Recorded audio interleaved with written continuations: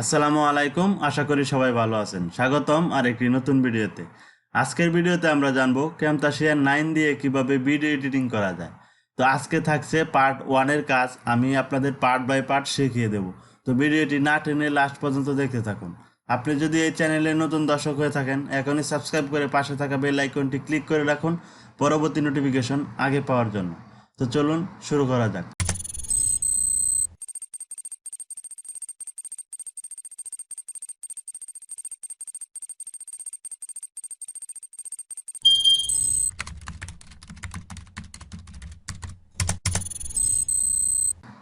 তো আমরা প্রথমে ক্যামতাসিয়া ওপেন করব। ক্যামতাসিয়া ওপেন করার জন্য ক্যামতাসিয়া যে শর্টকাট আছে সেটার উপর ডাবল ক্লিক করব। তো দেখেন এখানে ক্যামতাসিয়ার একটি ইন্টারফেস চলে আসছে। তো এখানে দেখেন তিনটা অপশন আছে, new project, new recording, open project. তো নিউ প্রজেক্টে ক্লিক করে আমরা নতুন একটা প্রজেক্ট ওপেন করতে পারি, আর নিউ রেকর্ডিংয়ে ক্লিক করে আমরা স্ক্রিন রেকর্ড করতে পারবো। আর এখানে দেখেন ওপেন প্রজেক্ট, আপনার যদি কোনো প্রজেক্ট আগে থেকেই সেভ করা থাকে তাহলে এখানে ওপেন প্রজেক্টে ক্লিক করলেই প্রজেক্ট ওপেন হয়ে যাবে। তো আমরা যেহেতু নতুন শিখবো সেজন্য আমরা এখান থেকে নিউ প্রজেক্টে ক্লিক করব। তো ক্লিক করার পর আমাদের ক্যামতাসিয়াটা ওপেন হবে।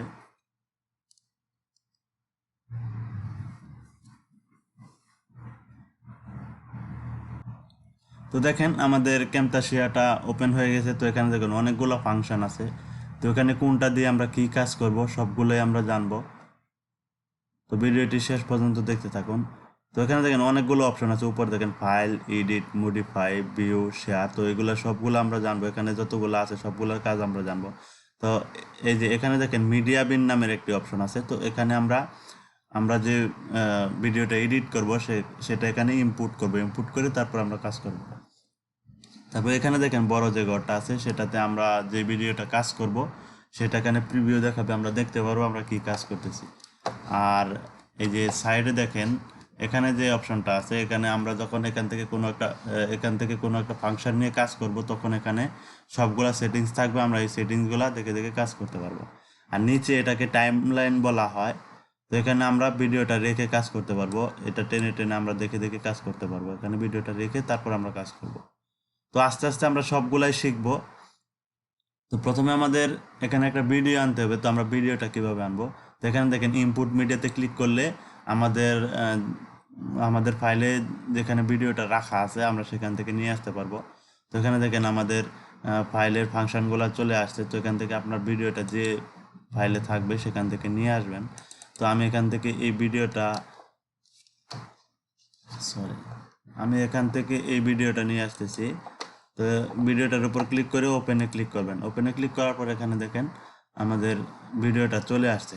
আপনি এখানে ইচ্ছা করলে আরেকভাবে ভিডিওটা আনতে পারেন। তো আমি এটা কেটে দিই, কেটে দিয়ে আপনি এটা মিনিমাইজ করবেন। মিনিমাইজ করে আপনার ভিডিওটা যেখানে থাকবে, মনে করেন আমার ভিডিওটা এখানে আছে, তো এটা আমি মাউসের ক্লিক করে ড্রাগ করে ধরে এখানে ক্যামতাসিয়ার উপরে রেখে এখানে এনে ছেড়ে দিলে দেখেন ভিডিওটা ইম্পোর্ট হয়ে গেছে। আর এখানে মনে করেন আপনার অনেকগুলো ভিডিও আছে, তো এখানে দেখেন কোনো ফাংশন নাই। তো আমি যেভাবে দেখাইলাম এটা মিনিমাইজ করে এখানে এনে ছেড়ে দিলেও হবে। আবার এখন দেখেন আবার এখানে রাইট ক্লিক করলে দেখেন ইনপুট মিডিয়া নামের যে অপশনটা চলে আসছে, আপনারা এটা দিয়ে আবার অন্য আরেকটা ভিডিও এখানে আনতে পারবেন। ঠিক আছে, তো এখন আমরা এটা কিভাবে কাজ করব। তো কাজ করার জন্য এখানে দেখেন যে আমাদের যে ভিডিওটা আছে, আমরা মাউসের লেফট বাটন ক্লিক করে ধরে টান দিয়ে এই যে এখানে টাইম লাইনে এনে ছেড়ে দেব। তো দেখেন আমাদের ভিডিওটা এখানে চলে আসছে। ঠিক আছে, তো দেখেন আমাদের ভিডিওটা এখানে চলে আসে। তো আমরা যখন এখানে ক্লিক করব তো দেখেন আমাদের ভিডিওটা চলতেছে। ঠিক আছে, তো এখন আমরা ভিডিওটা কাজ করবো।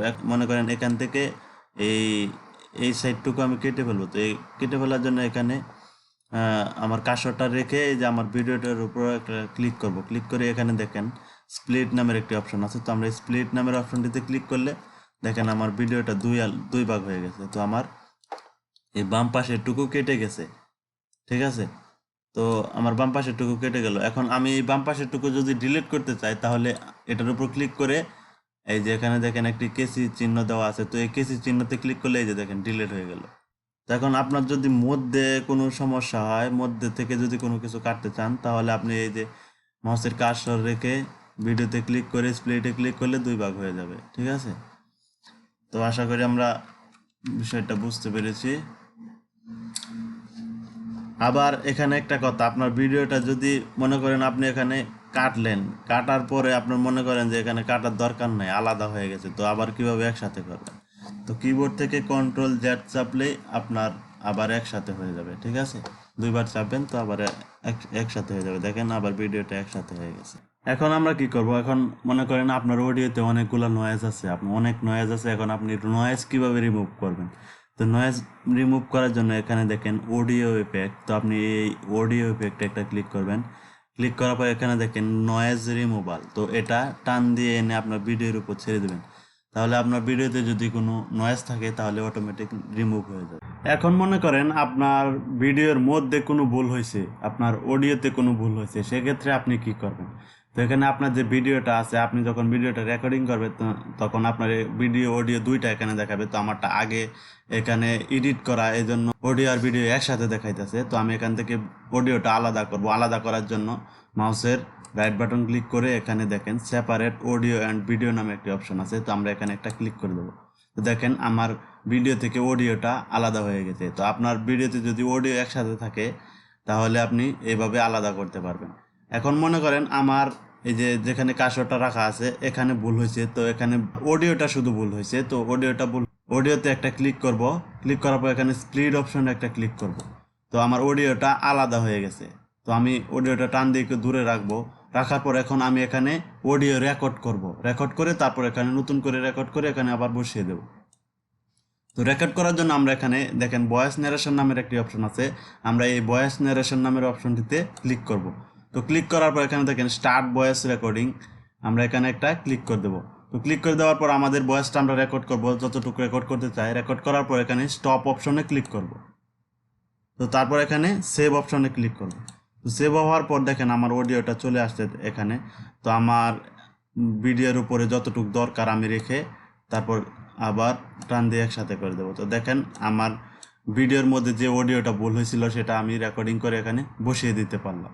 তো বন্ধুরা, আশা করি বুঝতে পারছেন আপনাদের ভিডিওতে অডিওর কোনো ভুল হলে সেখানে কিভাবে নতুন করে রেকর্ডিং করে বসাতে পারবেন। তো বন্ধুরা, প্রথম পার্টের কাজ আজকের মতো এখানে শেষ করতে হচ্ছে। তো ভিডিওটি বড় হয়ে যাবে, সেজন্য আমি ছোট ছোট করে পার্ট বাই পার্ট আপনাদের শিখিয়ে দেব।